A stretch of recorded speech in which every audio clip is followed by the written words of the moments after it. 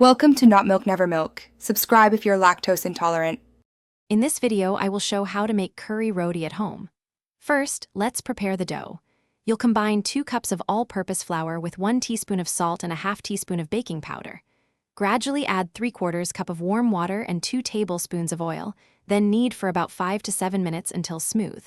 This step is crucial for a pliable dough. Finally, let it rest for at least 30 minutes, covered, to relax the gluten, ensuring a perfect texture for your roti. Now, let's create the delicious curry filling.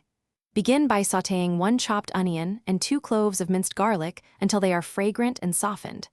Then, add 1 pound of cooked, shredded chicken or chickpeas along with 2 tablespoons of your favorite curry powder.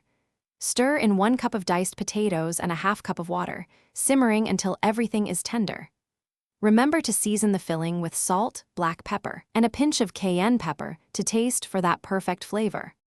With your dough rested and filling ready, it's time to assemble. Divide the dough into 8 equal portions, rolling each into a thin, round disc. Place about 2 to 3 tablespoons of the flavorful curry filling onto the center of each disc. Carefully fold the dough edges over the filling, sealing it completely to form a neat ball. Then, gently flatten these filled dough balls into a 6-inch diameter disc, being careful not to tear the delicate dough. Finally, let's cook these delicious curry rotis. Heat a flat griddle or tawa over medium-high heat until it's sufficiently hot. Cook each filled roti for about 2 to 3 minutes per side, until it turns golden brown and puffs up beautifully.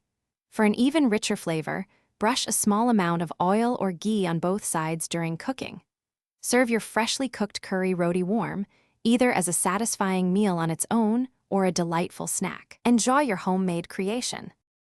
Thanks for watching. If this was helpful, leave a like and consider subscribing. See you next time.